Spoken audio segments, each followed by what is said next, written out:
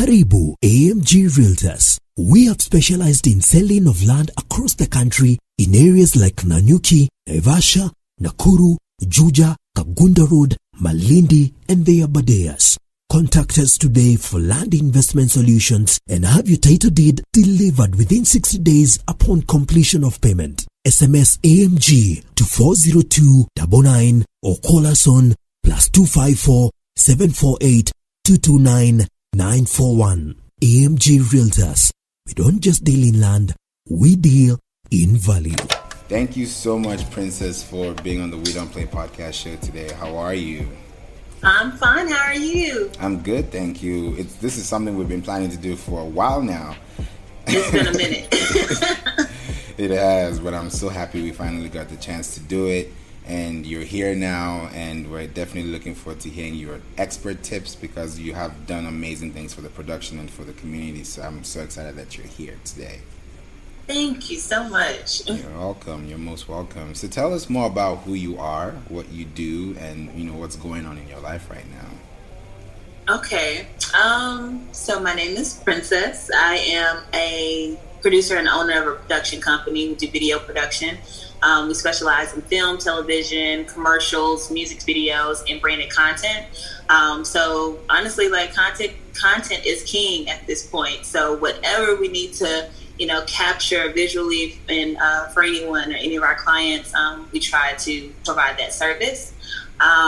We've been in business for about 6 years now. And I absolutely love it. I love employing people. I love, allowing people's ideas to come to life and being a part of that. So it's just fulfilling in every sense of the way. That's amazing. You mentioned 6 years ago. So tell us more about how this all started. Like, where did this spring up from? Oh, wow. Okay, so I have to go a little farther. Okay. So actually, my career in entertainment started as me being a background dancer. I was a background dancer for 10 years, and I traveled the world on tour with many artists. And I absolutely loved it. So I always tell people that God allowed me to live out my dream, and now I'm living in my second phase of life, and I'm still very young to be doing that. So I'm very thankful, and that's why for me, I'm always like really passionate about having dreamers become doers, and that's really a part of what I do. So from dance, all of the artists that I was dancing for, I was just a power networker. So I would talk to the artists, their management team. I would talk to the janitor. It didn't matter. Anybody who worked in the space that I was working in, the stage managers, the wardrobe stylists, all of that stuff, I would just make sure I garnered relationships with them because I knew I wanted to do something more. And I knew that every component of the people that were a part of the tours or the commercials or the TV shows that I was dancing for, I knew that they would be instrumental in what I wanted to create. I didn't know what it was, but I know I wanted to create something.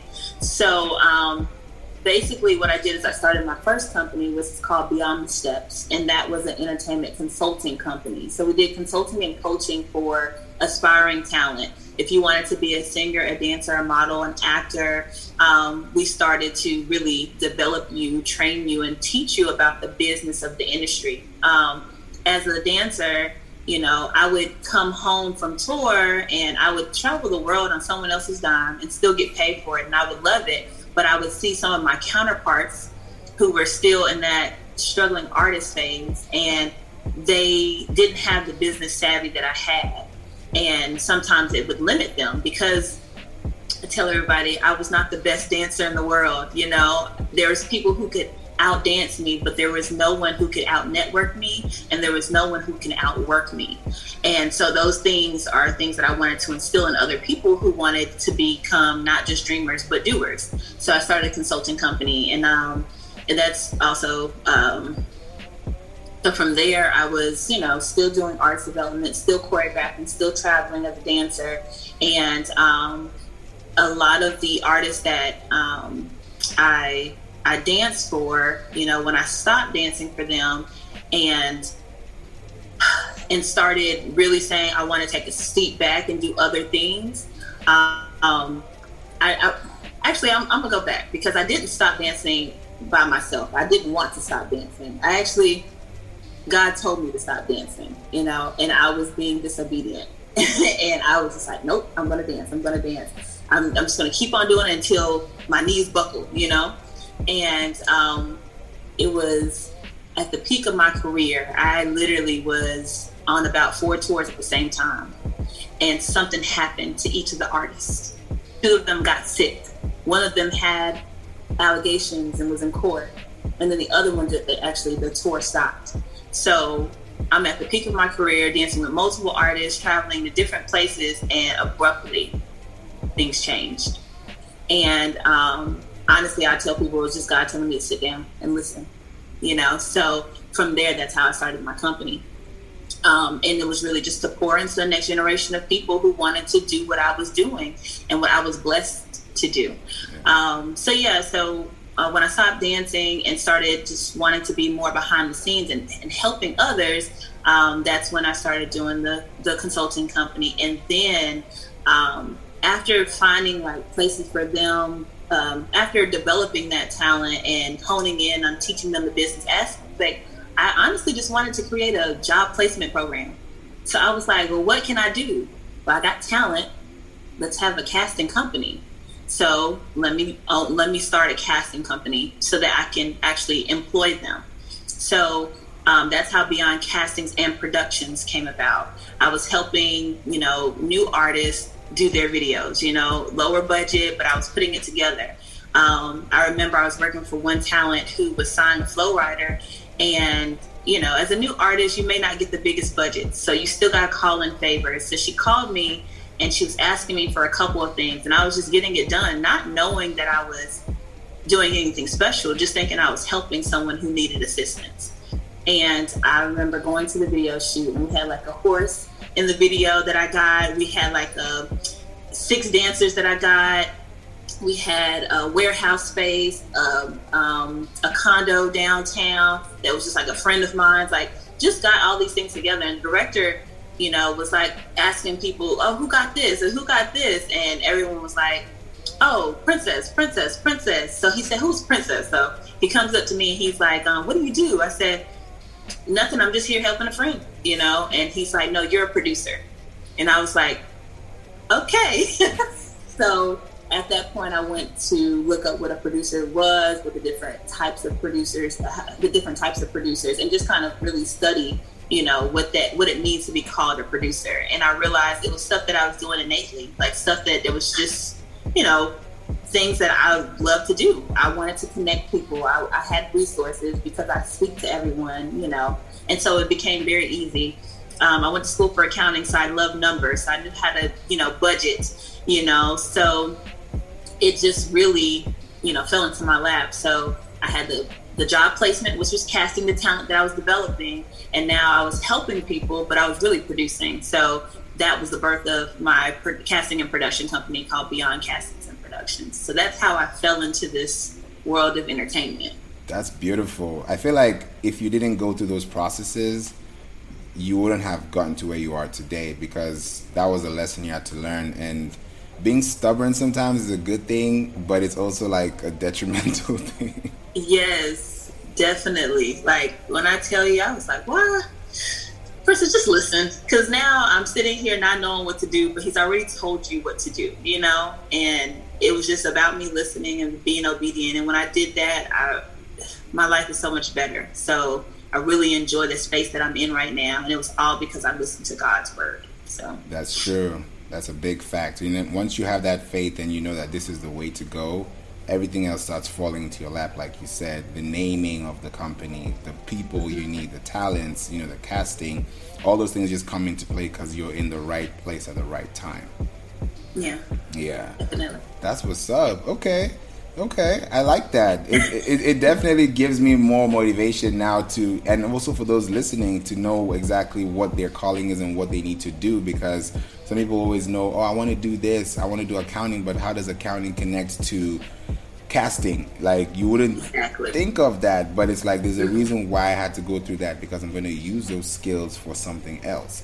So it definitely brought it back into the fold. Now, I wanted to find out, right, when you're casting, Because when people think about casting, whether it's for a commercial or for a series or a video, video shoot or photo shoot, what are the major things that you look out for, especially in the budget? Because that's what really controls the production.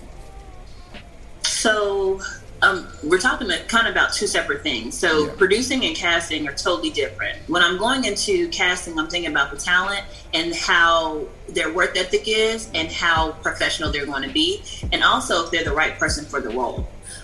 So I'm not necessarily thinking about the budget when I'm casting. But when I'm producing, of course, that's literally the first thing. I'm breaking down the creative and then seeing how I can budget every line item that is in the production. So whatever you see on the screen, there's a number attached to it. Whether it's in the number of actors and extras that are there, whether it's the number of cars, whether it's the number of houses and locations that's there, whether it's the decoration on top of the desk. That's props, so there's a number attached to everything that you see on the screen. So as a producer, that's like, the number one outside of just making sure that we bring the creative to life. Okay. And now when you think about budgeting, because some videos, they look like low budget, some look like high budget, and some videos that are high budget may not get the hit. Some videos that are low budget may get that push or that virality. So what determines those factors? Are there common factors you can look at that can determine that kind of output? If it's going to be a low budget or high budget video, looking wise, okay. So it's two-part, because also the marketing of the video, and I will say, let me start there, because like you said, sometimes it could be low budget, but for some reason it goes viral. And I think at this day and age, honestly, because of social media, and the fact that we can create stuff on our iPhones, we can create reels, and people like the authenticity of that, the realness of it. So people gravitate towards that versus an overly produced product, right? Yeah. Because people can relate to it. So there are times where, we've probably put in $5,000, $10,000 in a video, which is low budget for anybody with a label attached to them. And those things skyrocket, and then we can put $500,000 in a video and we get play for 2 weeks and that's it. So it's really about the marketing of it. It's also about, what the consumer is ready to consume at that point. And then it's also about the talent, the artist or the client, and what their particular brand, whatever their brand is that they, put out there. If they're more of an authentic brand and a genuine brand, and they talk about and they have this, personal branding that comes to it that's very relatable, and then we put something overproduced, it's not going to rate high, because that's not who they are, so it has to align with who they are, whether it's a business or an artist. It has to really relate with who they are and what they bring out. But as far as low budget and high budget items, sometimes a low budget video can look that way because of where they put the money. It can literally be a $200,000 video but still look low budget because we spent $50,000 on wardrobe, but we spent $2,000 on a camera. So it really depends, and that's why it really makes a good producer, because we push for those things. Like, we have $200,000. I want to spend $20,000 on the camera department and G&E, which is our lighting department. I want to spend that much there, because I don't want to waste the money on styling when we can, yes, I know you want to wear Versace and Gucci or whatever you want to wear, and that's understandable, but let's rent those items. Let's find someone who can give us those items, versus spending money on those items and then what's on camera doesn't look good anymore because we spent so much money on styling and the writer and the crafting and the lunch that we were eating, but we didn't spend any money on, what we're actually capturing. So it really just depends on, what type of producer you are, what you're willing to fight for, because sometimes there is pushback from the artist or the client or the network. And, you're like, hey, I want to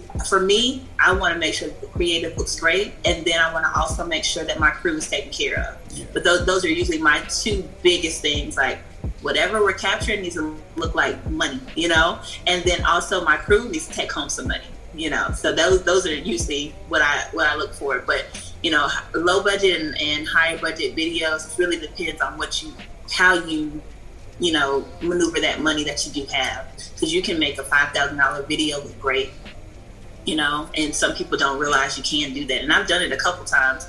And just by also pulling favors, as a producer, you're as good as your network. And that's why, you know, I feel like when I was doing the dancing stuff, God was really placing me in those places to connect with other people that love what they do. So some people do it as favors, you know, some people do it for a very low rate. And I'm able, when I get a bigger budget, I'm able to get you on that one too. And now it balances out, you know. Yeah. But a good producer also uses their network to make sure that we can get, if we don't have the money, we have the resources. Facts. Thank you for that. That's definitely very comprehensive. And I think a lot of people will learn about how they see it. Because now when they watch a music video, they're going to look at that napkin. They're going to look at that car. They'll be like, okay, we see what you did there. Yeah. Exactly. Wow. So when it comes to marketing, this is one of the last questions I want to ask so that people can take this and really digest it. For artists who are coming up and they have a marketing budget, they have a video budget, they have a wardrobe budget. Now, producer hat on, what would they do and how much would they, you know, allocate percentage-wise for marketing and for how long? Because, you know, songs, you have to probably drop a video and an audio. It probably may take 3 months. Your song might blow next year. You don't know what's going to happen. So how do you really practice and also plan for those type of results? Well, I always tell people, especially if I'm working with newer talent, and I don't do it as much anymore because usually they don't have the funds to market what they have. And I think if we give them a good product, it still goes nowhere because they didn't think about the marketing budget. So I'm glad that you also put those things as separate categories, the production budget and the marketing budget. Even for a big label, they always have a marketing budget that's separate from my production budget. Yeah. So one, I think independent artists need to understand that, you know, there has to be a marketing side and there's a production side so that you can actually get it to the masses. I say rule of thumb is at least 30% of what you spend on your video needs to go to marketing, but it should be increased to about 50%. So if you don't have 30% of what you spent on your music video to put into the marketing budget, then just don't shoot the video until you've raised the funds. Ooh. You know, yeah, and I mean that's just if you're going to spend $10,000 on a video, you know, at least be able to do some Facebook ads, do some, you know what I'm saying, like do something on YouTube, do a proper launch, you know, versus it just being I have this much money for a video and now it's wasted because you're mad because you have 3 views, right? And no one's seeing the product, you know.